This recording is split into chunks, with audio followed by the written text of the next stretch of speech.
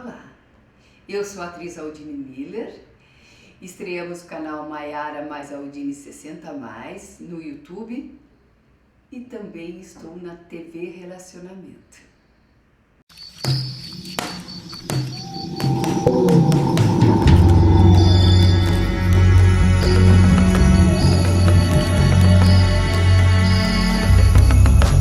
Olá pessoal, tudo bem? Mais uma vez aqui no Divã da Capetinha hoje com um convidado muito especial. Eu amo esse assunto, vocês sabem disso.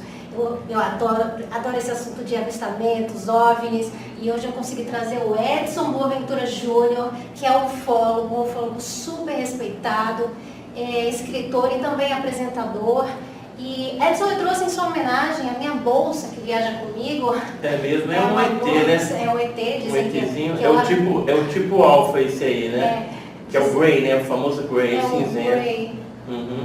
Dizem que eu arranquei a cabeça de um alienígena e fiz uma bolsa, mas você tá vendo que não fiz isso, né?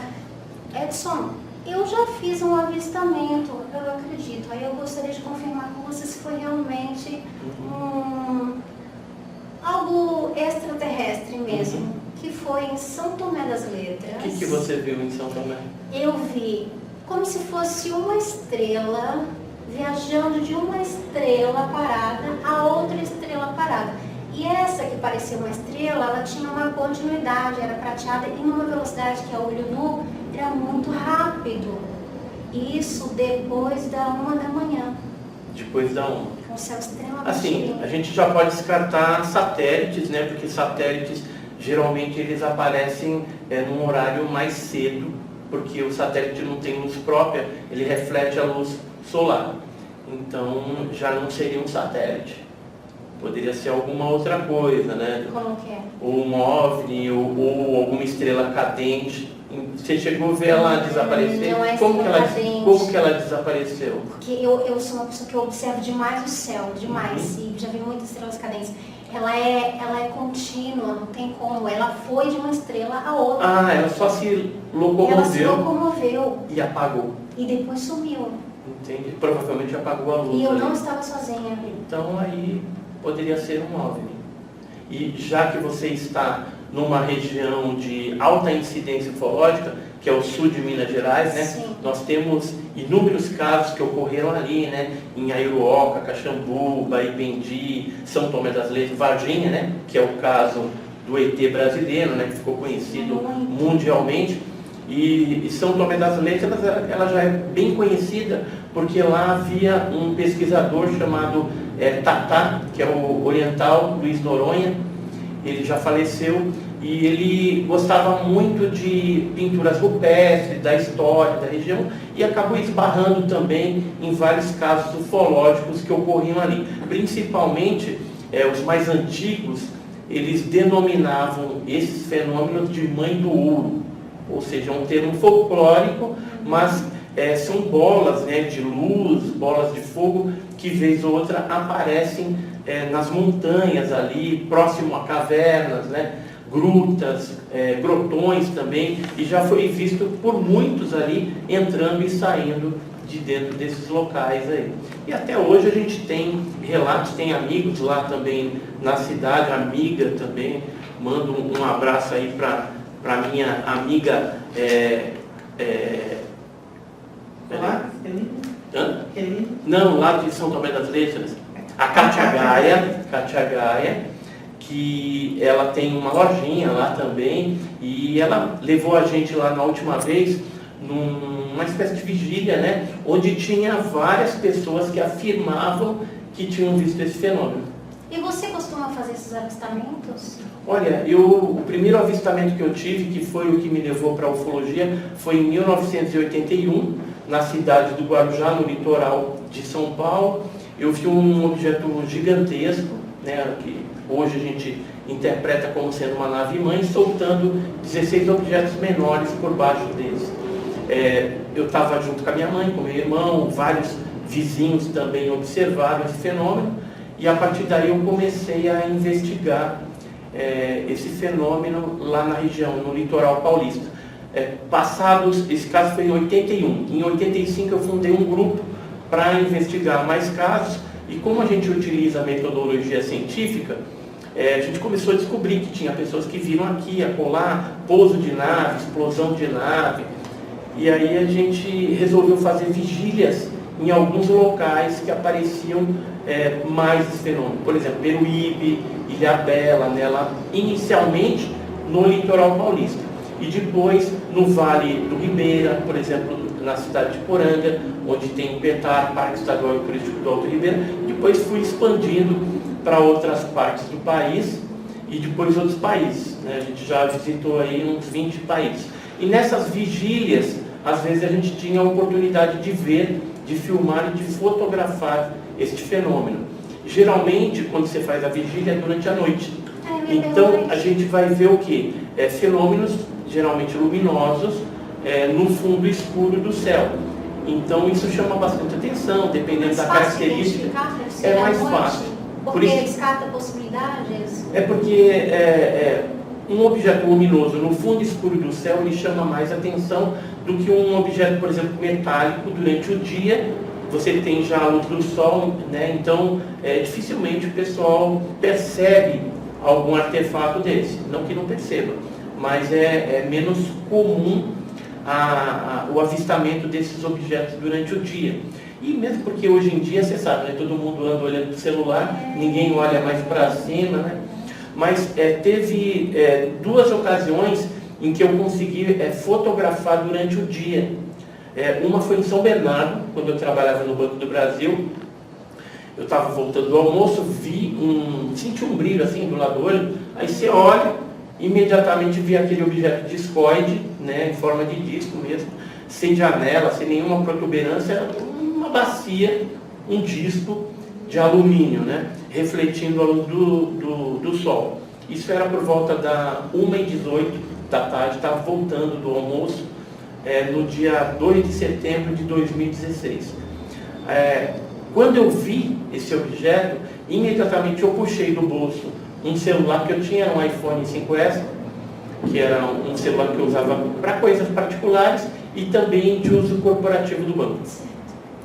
E aí, imediatamente, eu mirei naquele objeto, procurei focar uma parte do poste de luz de algumas árvores que tinha no Parque Lazuri. Isso foi em São Bernardo do Campo, no bairro Jardim do Mar.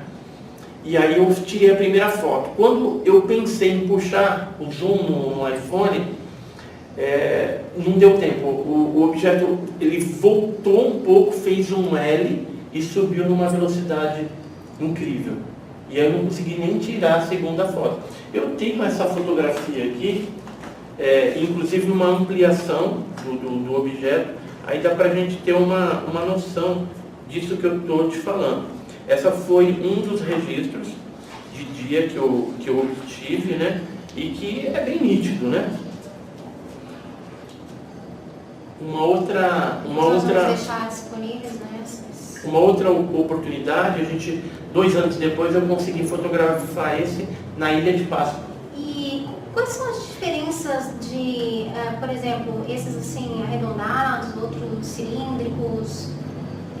Quais as formas que existem? Então, geralmente os cilíndricos, quando ele tem assim um tamanho avantajado, a gente chama de nave-mãe, pode ser algum tipo de nave-mãe, que pode ser tripulado, né?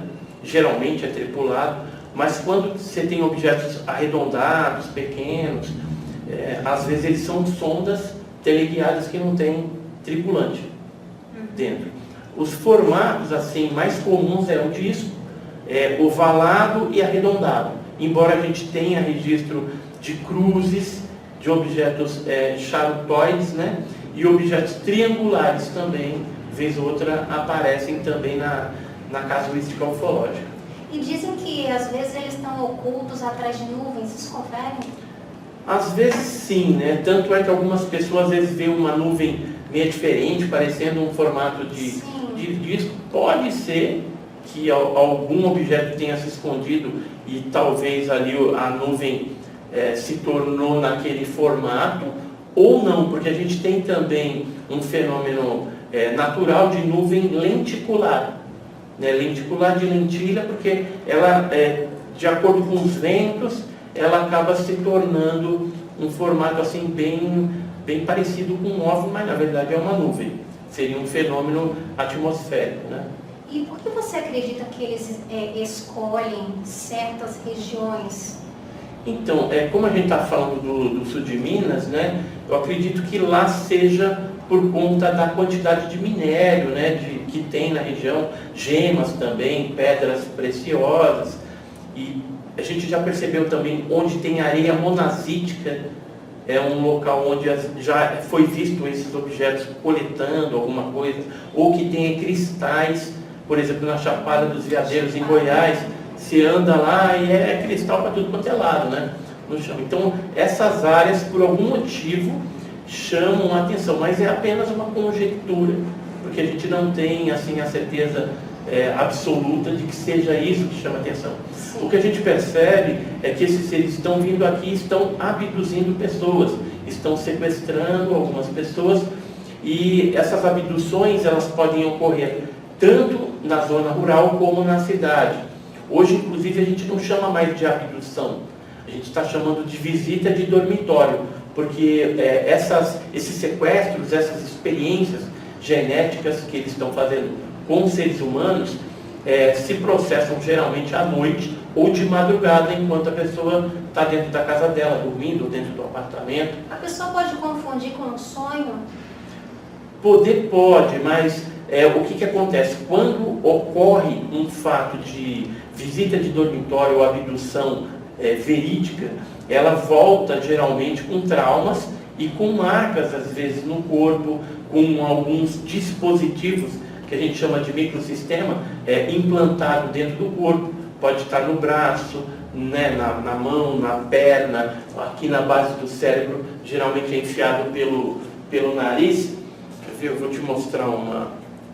E ela tem consciência durante o procedimento, não? Geralmente ela recorda de alguns fragmentos da experiência, e aí é necessário uma hipnose regressiva para que desbloqueie alguns momentos desse, e aí ela lembre conscientemente do que está acontecendo. Aqui, só para você ter uma ideia, como que é feito às vezes o implante, né? Isso é descrito por algumas testemunhas, e esses implantes são colocados pelas narinas, através de um aparelho bem fininho, né? E esses implantes, para você ter uma ideia, se ele é metálico, geralmente um raio-x ele já detecta. Aqui você está vendo um implante na mão de uma pessoa. Esses aqui são alguns implantes que já foram retirados, né, de formatos variados, né? Sim. Essa pessoa aqui, ela é de onde? Tem vários locais, né? Porque os pesquisadores Dale Simmons e o Dr. Roger Carleir, eles se especializaram em extrair esses implantes das testemunhas. Porque o que acontecia? Tinha abdução, às vezes tinha lapso temporal, a pessoa, por exemplo, vê um OVNI, de repente apaga, e aí quando ela vai perceber, opa, o que aconteceu? Era para ser meia-noite e já são 2 da manhã. Porque aqui então, ela está sedada, né? É isso? Não, às vezes ela está consciente. Ela está consciente. Está consciente, só que esses seres bloqueiam na mente dela a experiência. Então quando ela volta, às vezes ela viu lá só o OVNI e depois o OVNI indo embora. Só que quando você faz a hipnose, porque ela ficou com alguma marca, alguma queimadura no corpo, por exemplo, no caso Tasca, houve queimadura, né, que ficou nas costas do Antônio Nelson Tasca. Deixa eu ver se eu tenho uma fotografia aqui para te mostrar. Você sabe me dizer por que essas pessoas especificamente, ou é aleatório isso? Olha, não se encontrou ainda uma característica em comum entre todos os abduzidos. Ah, é? Não, assim, por exemplo, não tem, por exemplo, um sangue específico que eles procuram, não tem uma tipologia humana específica ou uma raça, nada disso. Todo mundo acaba entrando no bolo, né, sendo investigado por esses seres aí. O que a gente percebeu de ponto em comum é o que acontece depois do contato. Sim. Então, seria o seguinte: pessoas que têm, por exemplo, alguma aptidão para artes, ou seja, ela é uma pintora, uma escultora, né? Um escultor, ele passa a aprimorar esse tipo de arte. Se ele não tem uma aptidão para artes, ele adquire logo depois do contato. Além disso, também a gente percebeu uma propensão dessas pessoas à ecologia, a mexer com plantas, a estar ligado mais com a natureza. É uma função benéfico. É um aprimoramento do ser humano. Então, não dá para saber o porquê que eles estão fazendo isso, né? Tem pesquisadores que acham que é para melhoria da raça humana, mas são conjecturas. Tem outros que já acham que eles estão apenas se aproveitando da gente, né? Dos fetos, né?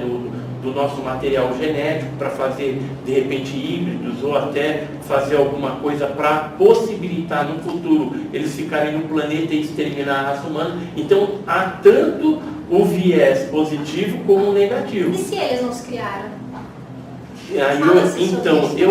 Eu creio que o Criador foi o que a gente chama de Deus, né? Ou em outras religiões, o Ser Supremo, tal, cada um dá um nome. Porque os egípcios viam, né? Os deuses nos céus. Sim, né? Mas preste atenção. O Deus Criador, ele criou todos os seres humanos e toda a terra, todas as criaturas. Nessas abduções, por exemplo, pessoas que são ligadas à religião, evangélicos, por exemplo, que foram abduzidos, eles, logicamente, no dia a dia deles, eles entendem mais desse negócio. Então, o que eles fizeram? Quando eles tiveram uma oportunidade de ter uma palhinha, de ter uma conversa com os seres, eles foram direto nesse aspecto. Falar assim, e vocês acreditam em Deus? Falaram, o mesmo Deus que criou você é o que criou a gente. Foi o que eles responderam. Foi o que eles responderam. Então, a gente já tem, em alguns casos, um indicativo de que esses seres foram criados por Deus também. Então, Deus estaria numa esfera, num nível superior. Agora, Deus não criou os anjos também? Criou os anjos. E os anjos são o quê? São seres extraterrestres também, porque foram criados por Deus fora da Terra. E aí, se você pegar, por exemplo, o Talmud, se você pegar a Torá, se você pegar uma série de livros religiosos, tanto da religião judaica, cristã, né, a Bíblia, né, não os 66 livros, mas livros apócrifos. Se pegar, por exemplo, de outras religiões, o Mahabharata, o Ramayana, dos Vedas, o Kantsu tibetano, você vai ver lá que tem alguns indícios de que falam de seres que vieram de outro lugar e que, de certa forma, interagiram com os terrestres. Por exemplo, outro dia minha esposa estava vendo o livro de Juízes, né? 5:23, né? Capítulo 5, versículo 23, fala de Meroz, que é uma espécie de planeta ou sol, e o povo israelita estava precisando de uma ajuda. Só que essa população de Meroz, que era de fora, que era um outro planeta que não é a Terra, se negou a ajudar. E aí, como foi negado, Deus, né, que é Baruch, teria mandado um anjo para amaldiçoar Meroz, aquele planeta, e o povo, a habitação daquele planeta. Na Torá, por exemplo, os rabinos judaicos, eles falam que Deus criou 1.500 mundos. Quando ele usa a palavra hebraica mundos, significa que é mundo com pessoas dentro desses mundos. Então a Terra seria um desses planetas. É lógico que aqui a Terra a gente tem uma certa ligação com Deus e tem um propósito específico, e esses seres, eles devem ter um outro propósito. Mas em algumas situações eles vêm para cá para usufruir, talvez, da raça humana, de alguma forma, e também dos nossos recursos minerais, naturais, a nossa flora, a nossa fauna, porque tem casos, por exemplo, que já foram relatados, de coletas de pequenos animais. Né? Então, é como se eles estivessem fazendo um zoológico cósmico em algum lugar. E eles levam esses animais? Acabam levando os animais. Cachorros, coelhos, né? Tem aves também. quando não leva o animal inteiro, acaba mutilando o animal, tirando a vida do animal, mas levando algumas partes específicas. Então tem casos de mutilações de animais em que foi levado o cérebro, por exemplo, do gado, por exemplo, da vaca foi tirado o úbere da vaca, parte aqui da boca, né, alguns órgãos internos. Então, assim, para que está se processando isso, nós não sabemos. Parece até que é para criar uma outra espécie, né? Então, poderia ser uma outra hipótese, uma outra conjectura. A gente não pode descartar nada. Algo está acontecendo. Agora, esses seres não falam, os tripulantes dos OVNIs, para a raça humana, o porquê que eles estão fazendo isso. E aí eu tenho uma ideia do porquê isso acontece. Porque eles estão sendo beneficiados e talvez se nós, como seres humanos, descobríssemos qual o verdadeiro objetivo, talvez a gente conseguisse interromper esse processo. E aí os maiores prejudicados seriam eles, e não a raça humana. Mas então os abduzidos, eles chegaram a fazer perguntas, eles relatam, fizeram perguntas? Tiveram respostas? Olha, em algumas situações sim. Por exemplo, você estava falando, tem alguma coisa em comum? Aquele caso, né, esse aqui que é o caso do Antônio Nelson Tasca, é um abduzido famoso. Ele foi abduzido em Chapecó, Santa Catarina, no dia 13 de dezembro de 1983. E ele voltou, né, com essas marcas. Ele teria tido contato e inclusive relação com uma tripulante chamada Kabbalah. Ela chegou a dar um nome, falou que era do mundo de Agali, a gente não sabe onde fica isso. Mas o Tasca, ele perguntou, por que vocês me escolheram? E ela respondeu para ele que é porque ele tinha mente cósmica. Agora, o que significa essa mente cósmica, nós não sabemos. Né? Nós estamos aí procurando obter mais respostas, porque a ufologia ela só vai ser decifrada através das abduções, que eu acredito que é o de mais grave que tem ocorrido, essas interações com o ser humano. É lógico que quando um objeto pousa e deixa marca, altera aquele ambiente, o solo, a vegetação, altera o pH, ou ocorre uma esterilidade, ou uma superadubação do solo, aquilo vai trazer alguma resposta. Olha, algo diferente aconteceu aqui. Ou quando você tem um pedaço de disco voador, ou um disco voador inteiro, ou um ser biológico desconhecido, agora os Estados Unidos está chamando de corpos não humanos, né? Então quando você tem isso, aí já a coisa muda de figura, porque os laboratórios estão interessados em saber que metamaterial é esse, que ultramaterial é esse. E no Brasil a gente teve o caso de Ubatuba, que foi a explosão de uma nave, que até hoje esse caso vem sendo estudado pela ciência por universidades de várias partes do mundo. Por exemplo, a Universidade de Stanford, a Universidade da França, a Caltech, a NASA, né, o Ministério da Agricultura no Brasil, a USP, todos eles se interessaram em analisar e já descobriram, por exemplo, em Stanford, utilizando um maquinário que analisa o isótopo do metal do disco voador, que aquele metal ele era 30% diferente do magnésio existente na Terra. Ou seja, é um material que não tem na Terra. Sim. Portanto, real seria extraterrestre, algo que veio de fora. Aí a gente poderia de repente falar, mas então poderia ser um meteorito que caiu, porque o meteorito é extraterrestre, Sim. vem de fora. Mas nesse caso, os especialistas em meteorítica também analisaram e descartaram pela estrutura, pela composição química, pelo percentual de magnésio que tinha, que era muito, era 99,3, 99,9, e isso não tem em meteoritos que já caíram na Terra. E um detalhe interessante é que meteorito, ele vem combinado com outros elementos químicos. Geralmente vem com ferro, com níquel, com estanfiodita, faringitonita, e esse metal do OVNI, que explodiu em Ubatuba, no litoral de São Paulo, em 57, não.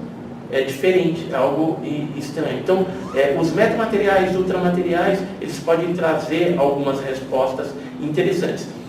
Como você estava falando do sul de Minas, tem um caso que o pessoal, eu tenho um canal no YouTube também, que é o Enigmas e Mistérios, e tem um caso que o pessoal vive me cobrando, né? Pedindo, eu nunca levei em podcast nenhum, e aí eu trouxe para você aqui para a gente conversar um pouquinho. É um caso chamado caso Arlindo Gabriel, que aconteceu em Baipendi, Minas Gerais, no dia 16 de maio de 1979. Esse cidadão aqui, o Arlindo Gabriel Leal, ele foi caçar com uns amigos. Aí, quando ele estava andando pela picada, eles resolveram separar. Cada caçador foi para uma região. E aí, quando ele chegou numa determinado morro lá de Baipendi, ele escutou um barulho e ele foi até o local. Viu tipo um raio, como se um raio... Foto, né? Essa é uma foto que ele bateu do objeto quando estava no solo. Ele diz que viu objetos nesses formatos aí, né? Inicialmente alguns objetos pequenos, como se fossem sondas, depois veio esse maior que chegou a pousar e aí levaram ele para dentro da nave, mostraram uma série de coisas. Ele sofreu aí uma abdução. E ele recorda da nave por dentro? Recorda e conta, né, todo o caso, né? Foi feito hipnose também nesse caso, e ficaram as marcas no local, que eram marcas assim, como se fossem uns trapézios, né? Furados como uma caixa de ovo. Ah, entendi. E foi analisado o peso disso aqui, seria 2 toneladas em cada, como tinha 3 sapatas, então daria mais ou menos 2 toneladas de peso. E que desse material? objeto. Não, então aqui é gesso que foi feito molde no chão, onde ficou aquelas marcas não afundadas. que material poderia ser que afundou, não tem como. Não, era o pezinho da nave, né? Aqui, ó, se a gente olhar, esse pezinho aqui da nave, que acabou deixando essas marcas aí no solo. E isso aqui é uma bolsa de pano que o Arlindo levava com alimentos, né, para ele comer ali durante a caçada, e que os seres acabaram pegando todos os alimentos e deixaram só a sacola com ele, com essa estranha inscrição que é muito parecido com o aramaico, com o hebraico antigo. Já tentaram assim, traduzir algumas coisas, mas parece que assim, tem uma semelhança com os pergaminhos de Qumran, né, que seriam hebraicos, aramaico, antigo. Então, assim, tem uma semelhança, mas até hoje, pelo menos, eu acredito que não chegaram a traduzir isso. E isso aqui são fotos. Com quem, Edson, esse material aqui? Esse aí, no caso, ficou com um pesquisador, que é o Birajara Franco Rodrigues, do Cevapa, lá de Varginha, que foi o que pesquisou também o caso Varginha. Então, logo que aconteceu esse caso, em 79, em maio, ele teve contato lá com o senhor Arlindo Gabriel e entrevistou ele, fez toda a investigação. E aqui são fotos que o Arlindo Gabriel acabou tirando desse fenômeno, né? Diz que depois o objeto acabou desaparecendo num monte de fumaça, e quando ele foi fotografar esse objeto maior, ele diz que veio um clarão na cara dele e aí ele apagou. E aí foi quando ele deu por si 2 seres baixinhos levando ele para dentro da nave. Esse aqui seria o quê? Isso aí seria um desses objetos, que seria esse aqui, ó. Esse objeto aqui, na hora que ele desapareceu, ele se transformou num monte de fumaça. E deixa um rastro. E aí ficou aquela fumaça, ele pegou e fotografou. Tipo algo luminoso, meio e aqui? Fumaçado. A mesma coisa também, onde o objeto pousou, depois ele se tornou, que seria um objeto com essas características. E eles não falam, né? Ninguém chegou a relatar nada sobre isso, né? Se Eles comunicaram telepaticamente. 80% dos casos é telepaticamente. Na língua deles? E aí o interessante disso aqui, o que eu trouxe para você olhar? Eu tenho um matinho, né? Porque às vezes quando ocorrem esses pousos, ele chamusca. Esse aqui é de outro caso, é o caso de Itapicuru, lá no Maranhão, em 2002. Você vê que as pontas da vegetação, ela está chamuscada, né? Mas esse aqui é o matinho desse caso, ó, Arlindo Gabriel dos Santos, Baipendi, 16 de maio de 79. Então, uma das pontas aqui, você vê que ela está chamuscada também. Então, a gente pega essas amostras para analisar, para ver o que é, né? O que causou. Um fragmento alienígena dele. Isso aqui é de Minas também, ó. é de Cruzília, Minas Gerais, da década de 90, são cogumelos que foram queimados no pouso também de um OVNI. E aí, aqui na... E deve ser o que ali embaixo da nave, energia? Às vezes é queimado pelo calor, né, do objeto. Tem pessoas, por exemplo, que se aproximaram de algumas naves dessa e aí saiu tipo um jato de ar quente que acabou queimando a camisa e queimando a pessoa dentro. Esse é o caso, por exemplo, Michalak, o caso Michalak que aconteceu no Canadá. Ó, esse aqui é de Santo André, eu até plastifiquei o objeto lá em Santo André em 2002, no dia 11 de maio de 2002, ele chegou a parar em cima de umas árvores. Quem contou esse caso foi uma pessoa da BB-Tur, que é da BB Turismo do Banco do Brasil, e o objeto ele jogava um foco de luz. O foco de luz, ele, ao atingir as folhas, eles chegaram a queimar como se fosse um laser, né? Isso. Então eu tenho folhas que não foram afetadas e folhas que foram afetadas, né? Essa aqui, por exemplo, foi só uma parte do lado, tá vendo? Aqui dá pra gente perceber. Mas algumas elas chegaram a ser transpassar bem na mira dos raios que eram emitidos por aquele objeto. Olha, aqui dá a impressão de que só metadinha assim, ó, do laser passou. Isso. Aqui, ó. Que interessante. Então, assim, o interessante é que esse fenômeno, ele é real e ele deixa marcas, né? No caso, ele queimou aí a vegetação. Isso, às vezes tem radiação. Essa não tem, tá? Isso aí a gente já testou, tá? Não tem perigo. Mas em alguns casos a gente vai com um contador Geiger e a gente analisa esse material para ver se tem algum perigo para quem está ali próximo. Né? Quanto tempo mais ou menos esses pousos assim, eles ficam quanto tempo mais ou menos? Olha, depende, né? Tem casos que ficam ali minutos, segundos, e tem casos que ficam dias. O objeto. Dias? E até como é que eles fazem para não chegar uma multidão ou descobrir que eles estão ali? Como é que funciona isso? Então, porque geralmente são em áreas, quando ocorre pouso, assim, geralmente são em áreas mais afastadas. Embora, vez ou outra, ocorre também em regiões populosas e também até dentro de bases militares.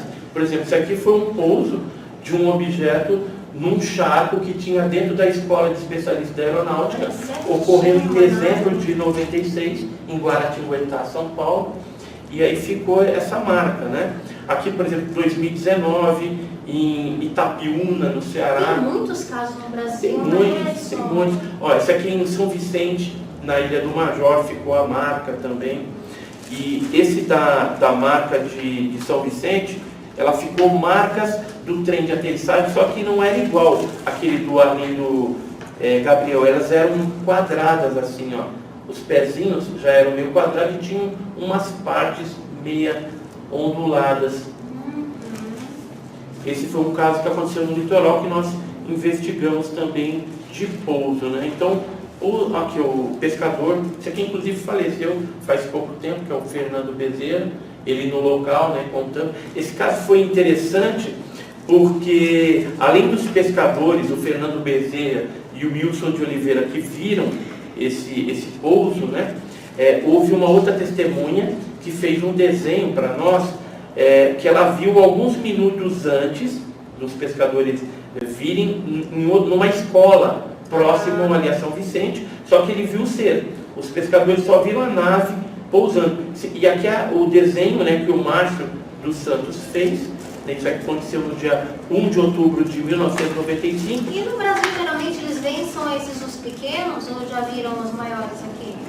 Olha, a maioria são, 80% dos casos são os pequenininhos.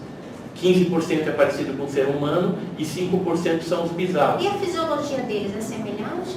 Então, aí, como esse material geralmente é ultra secreto, acaba sendo levado para algum laboratório, para os Estados Unidos, e aí a gente não tem conhecimento. Não sabe se tem não tem Se é conhecimento parecido disso. com o ser humano.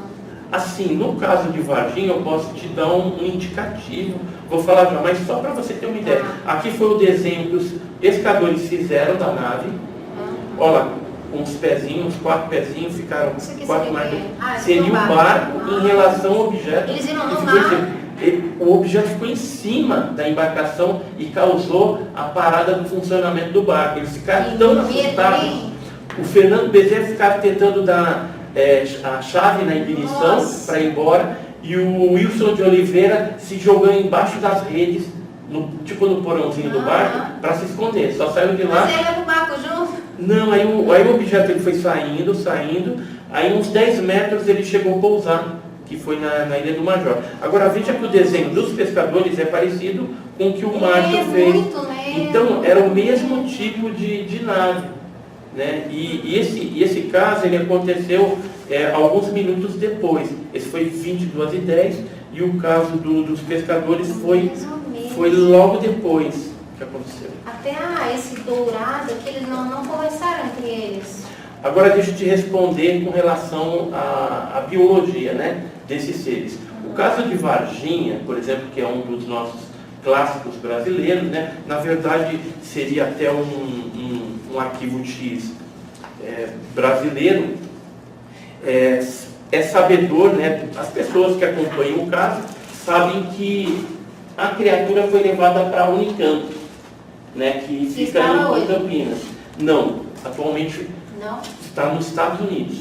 Tudo vai para os Estados Unidos. Tudo vai para lá, tudo vai para lá. E aí, quer ver, a Unicamp, quem analisou na Unicamp foi o Badam Palhares, o Conradinho Médici. E lá na Unicamp a gente tem um indicativo de que tentaram fazer o hemograma da criatura viva. Quando ela passou por lá, sim. Só que o que aconteceu? O sangue, quando ele começou a entrar nas mangueirinhas para chegar no sensor e dar o hemograma, ele coagulou e não chegou ao sensor. Ou seja, pifou a máquina. Aí eles foram para a segunda máquina, acabou pifando a segunda máquina também, e aí depois, eu não sei se eles deram um jeito de fazer o hemograma. Acredito que não. Aí ficaram numa situação embaraçosa, porque as máquinas de hemograma eram utilizadas pelos humanos ali, que são atendidos pelo Hospital das Clínicas. Só que, como estava tudo pifado, eles tentaram trazer os técnicos para arrumar e tal, mas não conseguiram fazer isso, aí acabaram trazendo um outro equipamento menor, de uma capacidade um pouquinho mais inferior, que foi o que salvou ali o dia deles, né? E aí os americanos que já estavam lá, mandaram vir 2 máquinas do mesmo modelo, que é a máquina americana, e aí quando chegou eles colocaram o mesmo número de série, para não ter muito, assim, para despistar. E aí, essas que estavam com sangue da criatura, eles levaram para os Estados Unidos. E aí teve um médico que analisou uma dessas criaturas, que ele chegou a falar que as plaquetas do sangue da criatura, ele tinha uma quantidade maior de plaquetas.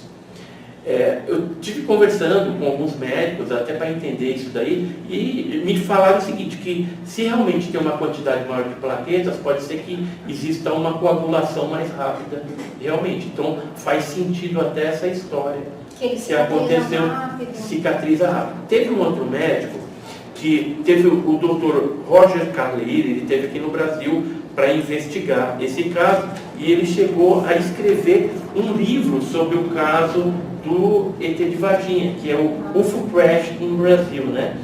E o Dr. Roger Carleir, ele conversou com um dos médicos ortopedistas que teria auxiliado numa fratura exposta de uma criatura.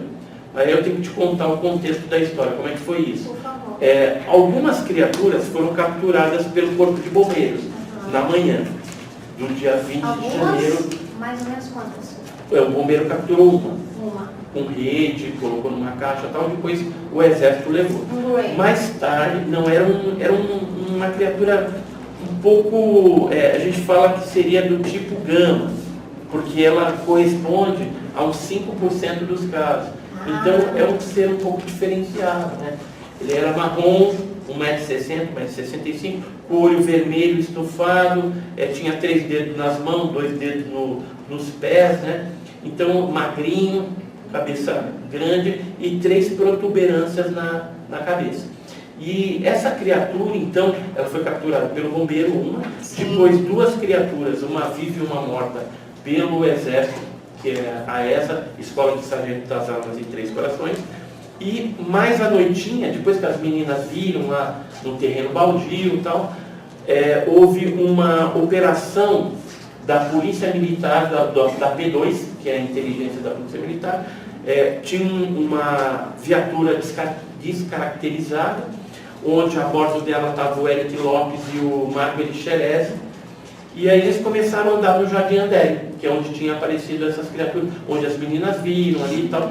E aí eles atropelaram uma dessas criaturas, o Marco Elixerese saiu, pegou essa criatura, colocou no banco de trás. Aí a criatura provavelmente devia estar sentindo dor, né? Porque houve uma fratura exposta, um corte. E aí quando eles levaram para o pronto-socorro do hospital regional, que fica no centro de Varginha, o médico não quis atender, mas falou, olha, dá a volta, que lá no regional já isolaram uma área, já tinha criaturas que tinham sido levadas para lá. E aí acabaram levando. E aí esse Dr. Roger Caleir conversou com esse médico que fez os procedimentos na ferida e para tentar dar um jeito na fratura da criatura. Como ele estava diante de uma criatura que não sabe o que é, ele fez os procedimentos humanos ali, normais. E ele contou para o Dr. Roger Caleir, está no livro dele isso, que a cicatrização desse bicho, dessa criatura, foi algo absurdo. Em 24 horas estava cicatrizado e o osso colado. Como se nada tivesse acontecido? Como se nada tivesse Nenhuma acontecido. cicatriz, Nada. Estava colado e curado.